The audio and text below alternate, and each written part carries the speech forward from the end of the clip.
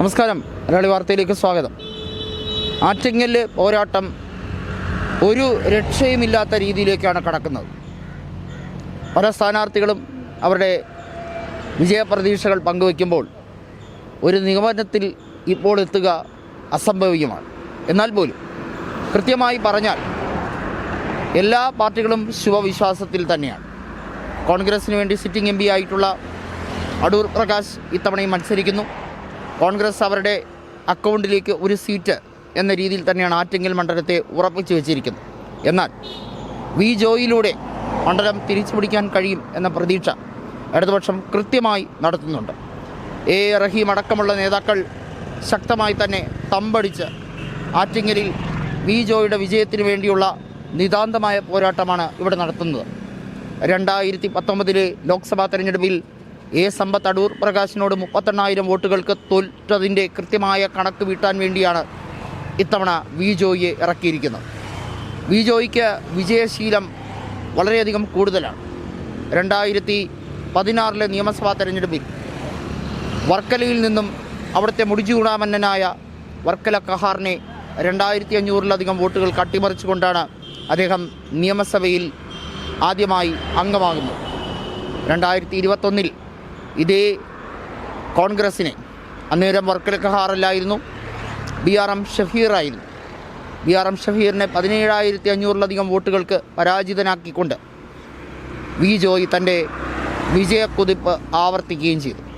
അതേ വി ജോയി പിന്നീട് CPIM-ൻ്റെ ജില്ലയുടെ അമരത്തേക്ക് എത്തുന്ന ഒരു കാഴ്ചയും നമ്മൾ കണ്ടു.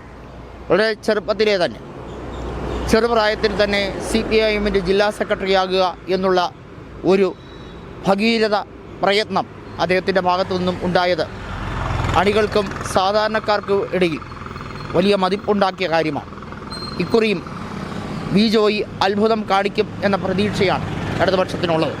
അതേസമയം അടൂർ പ്രകാശ് വോട്ടുമായി ബന്ധപ്പെട്ട് ഇവിടെ കള്ളവോട്ടുകൾ, ഇവിടെ ഇരട്ടിപ്പ് എല്ലാം വീണ്ടും വീണ്ടും ചൂണ്ടിക്കാണിച്ചുകൊണ്ട് അതിനെ ബന്ധപ്പെട്ട ഭരണാധികാരികൾക്ക് കൃത്യമായിട്ടുള്ള രേഖാമൂലമുള്ള പരാതി നൽകിക്കൊണ്ട് അദ്ദേഹം ഇടതുപക്ഷത്തെ കടന്നാക്രമിക്കുന്നുണ്ട്.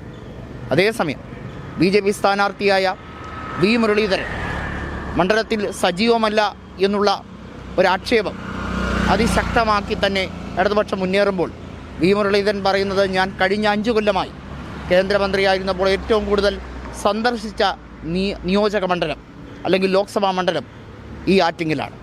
ആറ്റിങ്ങലിൽ മത്സരിക്കാൻ തന്നെയായിരുന്നു അദ്ദേഹത്തിൻ്റെ ശ്രമം. 2019 ലോക്സഭാ തെരഞ്ഞെടുപ്പിൽ 90,000 വോട്ടുകൾ മാത്രമുണ്ടായിരുന്ന BJPയുടെ ടാലിയെ, അവരുടെ വോട്ട് ഷെയറിനെ 3 ഇരട്ടിയിലധികമാക്കി ഇവിടെ അന്നത്തെ സ്ഥാനാർത്ഥിയായ ശോഭാ സുരേന്ദ്രൻ. ഇക്കുറി ശോഭാ സുരേന്ദ്രൻ പിടിച്ച 2,48,600 എന്ന വോട്ടിനെ മറികടന്നുകൊണ്ട് ഒരു ത്രികോണ പോരാട്ടം കാഴ്ചവെക്കാൻ തന്നെയാണ് കേന്ദ്ര വിദേശകാര്യ സഹമന്ത്രിയായ വി മുരളീധരൻ്റെ തീവ്രമായ ശ്രമം. ഇവിടുത്തെ വോട്ടർമാരുടെ സമ്മിശ്രമായ പ്രതികരണം ഏതൊക്കെ രീതിയിലായിരുന്നാലും അഡ്വക്കേറ്റ് അടൂർ പ്രകാശിൻ്റെ ഒരു മേൽക്കൈ മണ്ഡലത്തിൽ ഉടനീളം തുടക്കം മുതലേ സുപരിചിതമായിരുന്നു. ഇടതുകൂട്ടയായ ആറ്റിങ്ങൽ ലോക്സഭാ മണ്ഡലത്തിൽ നമുക്കറിയാം, വീറും വാശിയോടുകൂടി നടന്ന പല പൊരിഞ്ഞ പോരാട്ടങ്ങളുമുണ്ട്. വർക്കല രാധാകൃഷ്ണൻ നിരവധി തവണ ജനപ്രതിയായ പഴയ ചിറങ്കീട് ലോക്സഭാ മണ്ഡലത്താണ് ഇപ്പോഴത്തെ ആറ്റിങ്ങൽ ലോക്സഭാ മണ്ഡലം. ആറ്റിങ്ങലിൻ്റെ ജനവിധി എന്തു തന്നെയായിരുന്നാലും അത് രാഷ്ട്രീയ ചരിത്രത്തിൻ്റെ ഒരു പുതിയ നേർവര തന്നെയായിരിക്കുമെന്നുള്ളതിൽ ഒരു സംശയവും ആർക്കും വേണ്ട.